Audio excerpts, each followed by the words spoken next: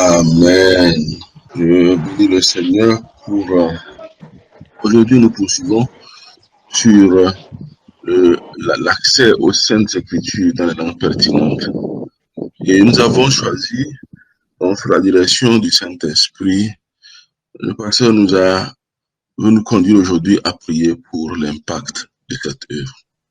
L'impact de cette œuvre. Je ne sais pas si je suis le seul qui me pose la question bien souvent de savoir à quoi sert l'investissement, à quoi servent réellement les investissements que nous faisons dans le ministère. Quand nous dépensons de l'argent, quand par exemple, on me dit le projet a coûté un nombre de millions, ou la traduction de la Bible, le Nouveau Testament, il faut au moins 500 millions pour l'achever. Ou lorsque nous finançons le centre de développement des enfants, nous dépensons 900 millions par an. Je ne sais pas si je suis le seul à me poser parfois la question de savoir qu'est-ce que cela a changé. Lorsque nous prenons l'exhortation du Seigneur aux disciples autour de la grande commission, que nous avons médité plusieurs fois pendant le temps d'exhortation que nous faisons, pendant le temps de prière que nous avons ici, le Seigneur dit, faites de toutes les nations des disciples. Et le mot qui a été traduit par faites des disciples est un verbe. Et c'est un verbe dont l'usage a été un peu spécial dans ce passage. Parce que il y a le mot disciple. Et souvent, on parle de disciples qui suivent un maître ou d'un maître qui a des disciples. Mais le verbe qui est utilisé pour être traduit comme fait des disciples n'est pas souvent utilisé. Mais je voudrais ressortir aujourd'hui l'aspect actif de ce verbe. C'est-à-dire que ce n'est pas que le fait que des disciples soient issus de notre œuvre est une chose qui découle simplement de l'œuvre. C'est plutôt il y a une action, il y a quelque chose d'actif qui se passe et dans cette action de cette action découle l'œuvre qui s'ensuit est quelque chose de concret, le fait qu'il y a des disciples. C'est-à-dire que donc quand tu prends de l'argile, tu peux en faire quelque chose. Tu peux faire de l'argile une forme. Et cette forme-là n'aura pas lieu. Cette forme-là n'aura pas lieu d'être s'il n'y a pas une action que tu as fait de l'argile. Lorsque le Seigneur nous envoie dans la grande commission, il attend qu'il y ait une œuvre à la fin. Ce que nous voyons dans cet élément, ce détail-là, un des éléments que nous voyons dans ce détail du commandement. Mais la question qui se pose aujourd'hui, nous l'avons abordé la dernière fois, quel est le vrai impact du ministère? Je dois avouer que pour moi personnellement, le christianisme a apporté une grande influence dans le monde. Le christianisme a apporté une grande influence dans le monde. Lorsque nous implantons des églises, Pasteur Patrice Koma, une inspirante là-dedans, nous pouvons voir, lorsque nous implantons une église, des vies être transformées. Nous pouvons voir des communautés autour de nous commencer à être différentes parce qu'une église est née dans cette communauté. Lorsque nous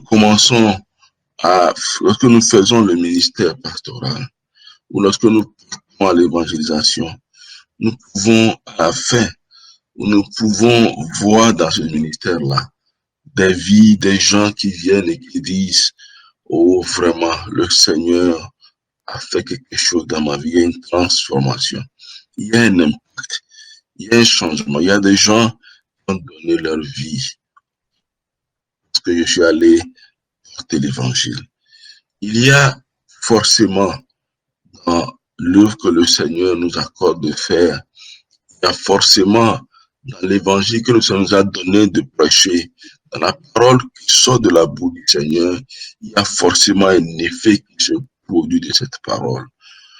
Donc la question, ce n'est pas de savoir, notre défi, ce n'est pas celui-là où nous nous demandons si, où nous avons l'impression qu'il n'y a pas du tout d'impact. Notre défi se situe dans le fait que nous voyons à certain niveau que l'effort qui est fourni parfois n'aboutit pas à la transformation ou au changement qu'on espère. C'est pour cela que nous voulons prier. Parce qu'il y a des efforts qui sont fournis, mais qui n'apportent pas la transformation et le changement que l'on espère. Il y a également des efforts qui sont fournis, qui n'apportent rien aussi, de sorte que l'on se demande la pertinence de l'existence de cet effort. Dans l'évangile selon Luc que j'ai mis sur la plateforme, le Seigneur nous parle d'un passage que nous avons lu, que nous voyons dans Marc et dans Matthieu également. J'ai pris la version de Luc parce qu'il me semble convenir davantage à ce que nous avons à faire aujourd'hui. Le sel est une bonne chose, mais si le sel perd sa saveur, avec quoi l'assaisonnera-t-on? Il n'est bon ni pour la terre, ni pour le fumier. On le jette dehors, que celui qui a des oreilles pour entendre, entende. Vous savez, le sel, cette parole du Seigneur dans les Béatitudes, le chapitre 5, verset 13, également nous l'avons. Cette parole du Seigneur est une grande bénédiction. Le Seigneur nous assimile à du sel.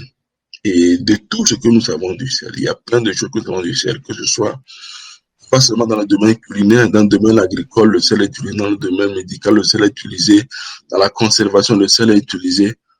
Mais il y a le côté saveur que le Seigneur a ressorti dans ce qu'il a enseigné dans Matthieu comme dans Luc. Et nous savons que par rapport à la saveur, lorsque le sel est déposé dans de la nourriture, la saveur se répand. C'est-à-dire que cette nourriture ne peut pas rester la même si le sel a été mis dedans. Cette eau, que ce soit même un fruit, que ce soit une eau, que ce soit une boisson, que ce soit une bouillie, que ce soit quel que soit le repas que l'on veut manger, lorsque le sel est mis dedans, le repas ne restera pas le même. Il y aura un changement, il y aura un impact, disons-le ainsi. Mais ce qui est bizarre dans ce que le Seigneur est en train de dire, c'est que il arrive que ce sel-là, lorsqu'on le met sur le repas, ne peut ne pas donner de saveur. C'est ce qui est un peu bizarre parce que nous ne connaissons pas tellement cette réalité. Nous ne connaissons pas cette réalité. C'est très bien. C'est pour ça que j'aime ce passage parce que cela signifie que de façon générale, vous ferez un impact. C'est ce que je voudrais vous ressortir d'abord. De façon générale, nous ferons un impact. Même simplement par notre présence. Nous sommes là aujourd'hui. Peut-être que nous n'avons pas beaucoup de mots, mais j'ai là cette assurance que nous sommes devant le Seigneur, nous aurons un impact. Il y a quelque chose qui se transforme. Mais il arrive quand même qu'une œuvre n'ait pas d'impact. Et ce n'est pas seulement dans le domaine de la tradition. Un problème que nous voyons de plus en plus dans les efforts de l'Église. Le jeudi précédent, j'ai parlé des défis qui se situent aujourd'hui dans l'évaluation du monde. Un de ces défis étant le fait que nous annonçons de grands nombres de conversions. Et lorsque nous regardons l'Église, nous nous demandons si nous avons des gens qui ont donné véritablement leur vie au Seigneur. Nous posons la question, est-ce que ces gens connaissent comprennent la décision qu'ils ont prise? Une recherche a été faite aux États-Unis qui a démontré que dans le groupe des évangéliques, que 50% de gens qui sont dans des églises, on ne parle pas des catholiques, on ne parle pas de tous les autres, dans les groupes des évangéliques, 50% pensent que oui, les musulmans, les bouddhistes, les chrétiens, tout ça là, ils adorent le même Dieu.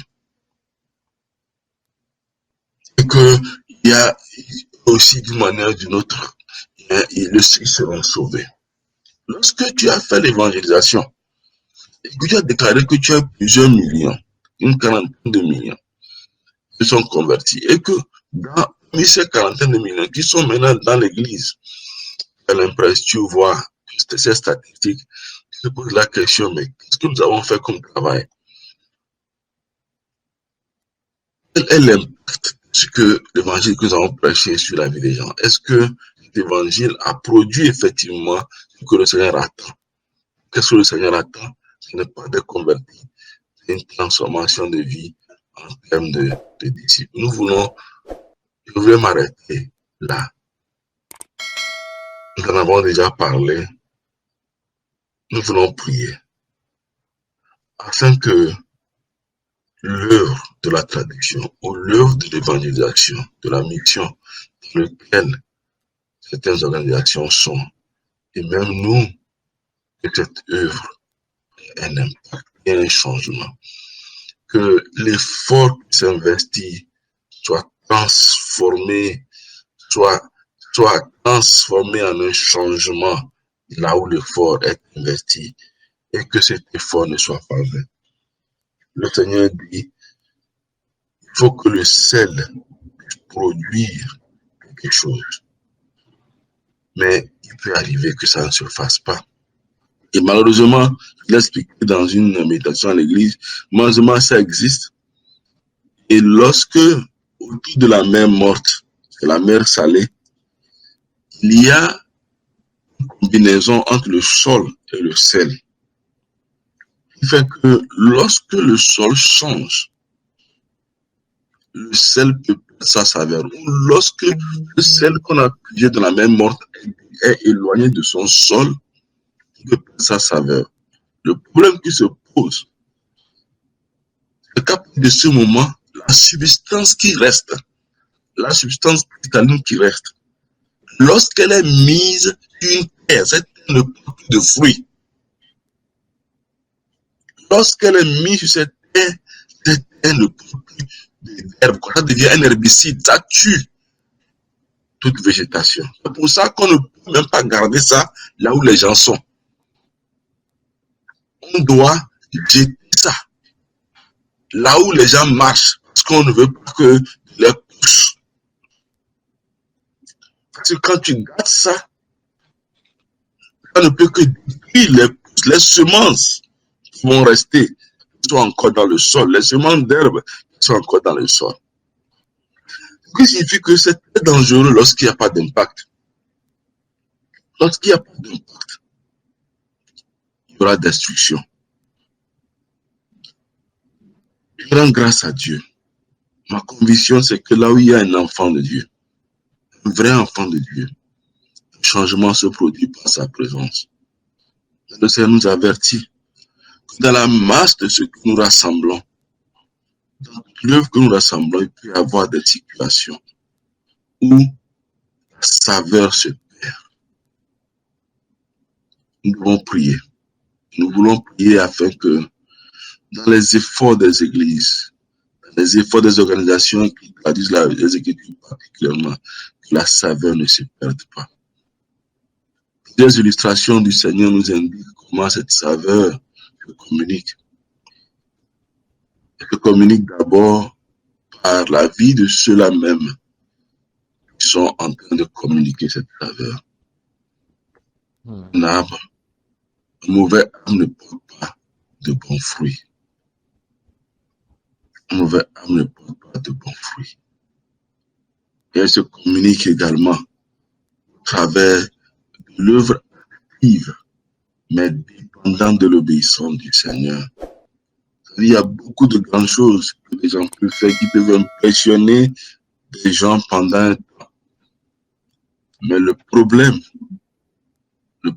c'est que ce qui reste, ce n'est pas ce qui impressionne les gens. Ce qui reste, c'est ce qui porte la saveur de notre Seigneur Jésus-Christ. Nous allons prier pour que ce soit au travers de la vie des personnes, que ce soit au travers de la manière dont nous exécutons le travail. Nous prions que le Seigneur nous fasse grâce et qu'il n'y ait pas d'espace, il n'y ait pas d'effort qui ne porte sa saveur et qui ne répande sa saveur. Et que ceux qui travaillent aujourd'hui, qu'aucune circonstance, aucun détachement du fondement de notre existence n'amène à ce que leur œuvre à un moment donné ne soit plus une œuvre qui est de la saveur du Christ. Parce qu'à partir de ce moment-là, cela n'est que nuisible. Que le Saint-Esprit bénisse sa parole et nous aide dans ce moment de prière. Amen.